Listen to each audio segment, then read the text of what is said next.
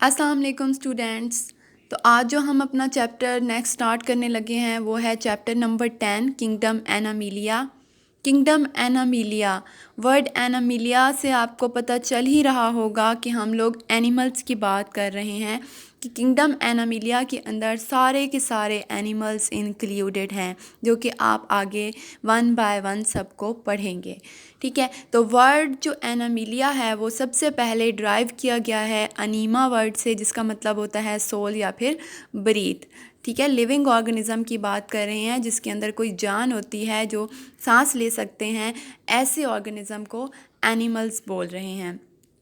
इसके बाद आपको बता रहे हैं कि किंगडम एनामिलिया को फर्दर डिवाइड किया गया है टू पार्ट्स में, एक मेटाजोआ और दूसरे हैं प्रोटोजोआ। प्रोटोजोआ ऐसे एनिमल्स होते हैं जो कि वन सेल एनिमल्स होते हैं, जो एक सेल से मिलकर बने हुए होते हैं, जबकि मेटाजोआ मेटा मल्टी सेलर की तरफ आप लोगों को इशारा करके बता रहे हैं कि मेटाजोआ ऐसे एनिमल्स होते हैं जिनके अंदर मल्टीपल सेल्स होते हैं, मोर देन वन सेल। ठीक है, इसके बाद आप लोगों को ये बताने की कोशिश कर रहे हैं कि ये जो किंगडम एनामिलिया है इसको सबसे पहले क्लासिफाई किसने किया था, तो वो रॉबर्ट विटेकर ने सबसे पहले इसको क्लासिफाई किया था। एनिमल किंगडम एनामिलिया या एनिमल्स जो हैं वो किससे इवॉल्व हुए थे। जाहिर है हमने पहले पढ़ चुके हैं कि प्रोटिस्टा, सबसे पहले प्रोटिस्टा जो है वो आए थे, ऐसे ऑर्गेनिज्म थे जिनके अंदर एनिमल और प्लांट लाइक दोनों तरह की करैक्टरिस्टिक पाई जाती थी। तो यहाँ पे आपको बताया गया है कि जितने भी एनिमल्स हैं वो सबसे पहले प्रोटोक्टिस्टा से ही इवॉल्व हुए हैं। ठीक है, जो सिंपल फॉर्म थी वो प्रोटिस्टा थे, फिर जैसे जैसे जो है वो एवोल्यूशन आती गई तो आगे कम्प्लेक्स स्ट्रक्चर बनते गए और उससे मल्टी सेलर एनिमल्स इवॉल्व हुए। इसके बाद आप लोगों को डिफरेंट टर्म्स जो है वो डिवाइड करके एनिमल को बताया गया है डिफरेंट टर्म्स के अंदर।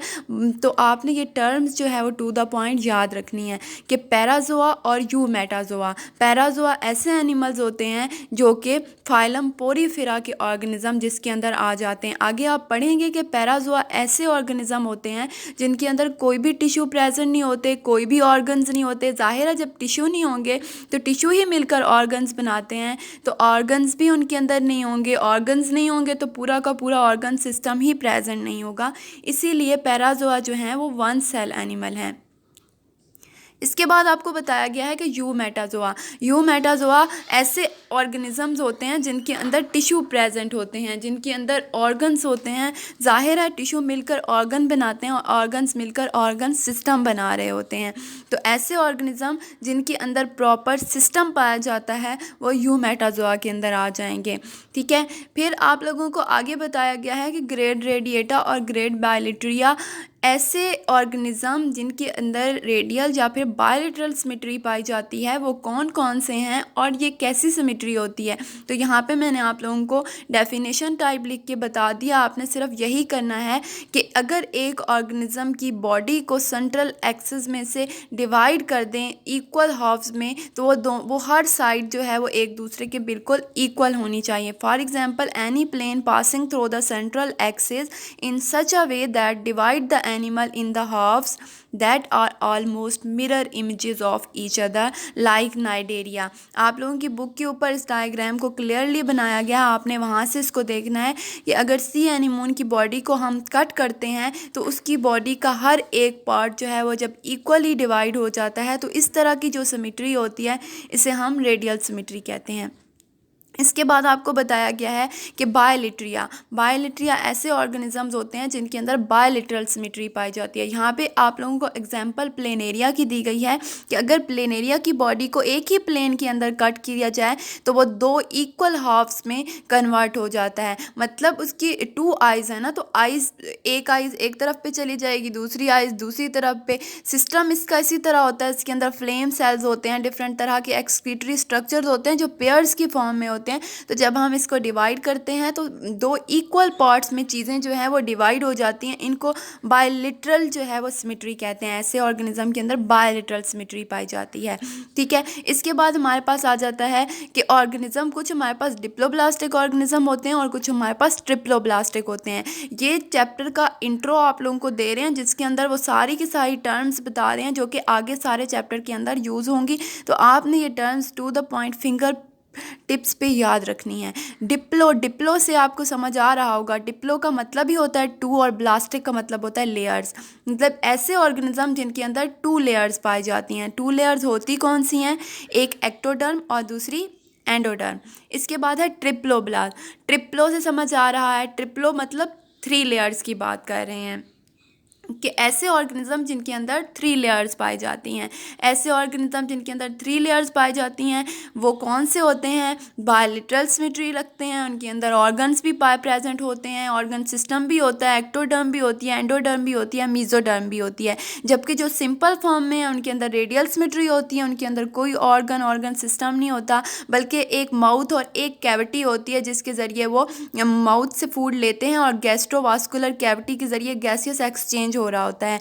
और एक्टोडर्म और एंडोडर्म उनके अंदर दो लेयर प्रेजेंट होती हैं। ठीक है, नेक्स्ट हमारे पास जो है वो आप लोगों को यहाँ पे कुछ टर्म्स बताई गई हैं कि एसिलोमेट्स, सूडोसिलोमेट्स और सिलोमेट्स ऑर्गेनिज्म कौन से होते हैं। क्योंकि जो भी हम पोरीफेरा फाइलम के या जितने भी हम पैराजोआ या फिर यूमेटाजोआ को पढ़ेंगे उसके अंदर आप पढ़ेंगे कि कुछ के अंदर सिलोमिक कैविटी पाई जाती है, कुछ के अंदर सिलोमिक कैविटी नहीं पाई जाती। तो यहाँ पे आपको बता रहे हैं कि ऐसे ऑर्गेनिज्म जिनके अंदर सिलोमिक कैविटी प्रेजेंट नहीं होती, ए का मतलब ही क्या होता है? हैव नो या फिर नो सिलोमेट्स मतलब सिलोमिक कैविटी की बात कर रहे हैं। ऐसे ऑर्गेनिज्म जिनके अंदर सिलोमिक कैविटी प्रेजेंट नहीं होती, ऐसे ऑर्गेनिज्म को कहते हैं एसिलोमेट्स। ठीक है, सूडो पहले भी बता चुकी हूँ कि फॉल्स की बात करते हैं, मतलब स्ट्रक्चर लग रहा होता है कि वो ट्रियू जो है सिलोम है, लेकिन वो सिलोम ट्रियू होती नहीं है। ठीक है, तो ऐसा स्ट्रक्चर जो ऑर्गेनिज्म के अंदर जो सिलोम से रिलेट नहीं कर रहा होता उसको हम सूडोसिलोमेट्स कहते हैं। मतलब उनके अंदर फॉल्स सिलोम प्रेजेंट होती है, लगती है पर होती नहीं है। ठीक है, सिलोमेट्स ऐसे organism which have true coelomic cavity, मतलब जिनके अंदर सिलोमिक कैविटी पाई जाती है। अब यहाँ पे आपको डायग्राम्स में देखें, फर्स्ट वाली जो डायग्राम्स हैं मतलब ऐसे ऑर्गेनिज्म जो एसिलोमेट्स होते हैं। एसिलोमेट्स के अंदर एक एंडोडर्म है और एक बाहर वाली एक्टोडर्म है, मिड में कोई भी आपको कैविटी नज़र नहीं आ रही। ठीक है, ये सारे के सारे पैरेन्काइमा टिश्यू हैं जिसको हम मीजोडर्म कंसिडर कर रहे हैं, लेकिन ये प्रॉपर मीजोडर्म यहाँ पे प्रेजेंट नहीं है। इसके बाद नेक्स्ट अगर आप देखें तो यहाँ पे आप लोगों को बताया गया सूडोसिलोमेट्स। यहाँ पे एक्टोडर्म भी है, एंडोडर्म भी है और मीजोडर्म भी है, लेकिन जो कैविटी दरमियान में बन रही है वो एंडोडर्म से बन रही है, ना कि मीजोडर्म से बन रही है। ठीक है, तो इसीलिए यहाँ पे जो कैविटी आपको थर्ड वाले डायग्राम में मैंने नीचे बनाई है वो देखें, वो सारी की सारी मीजोडर्म जो है वो आसपास जो है फैलकर एक कैविटी बना रही है जिसे हम सिलोमिक कैविटी कह रहे हैं। तो जो ट्रू सिलोमिक कैविटी होती है, जो ट्रू सिलोम्स बन रही होती है वो मीजोडर्म से बन रही होती है, ना कि एंडोडर्म से बन रही होती है। इस वजह से आपको बताया गया है नीचे वाली डायग्राम में कि मीजोडर्म, जितने भी मीजोडर्म से सिलोमिक कैविटी जिन ऑर्गेनिज्म के अंदर प्रेजेंट होगी उनको सिलोमेट्स कहते हैं। ठीक है, तो ये जितना भी मैंने आप लोगों को पढ़ाया है बुक से, आपने टू द पॉइंट्स वही चीज़ें अंडरलाइन करनी है और उसी को ही आपने अच्छे तरीके से अंडरस्टैंड करना है। अगर कुछ फिर भी समझ ना आए तो आप मुझसे पूछ सकते हैं। Thank you so much.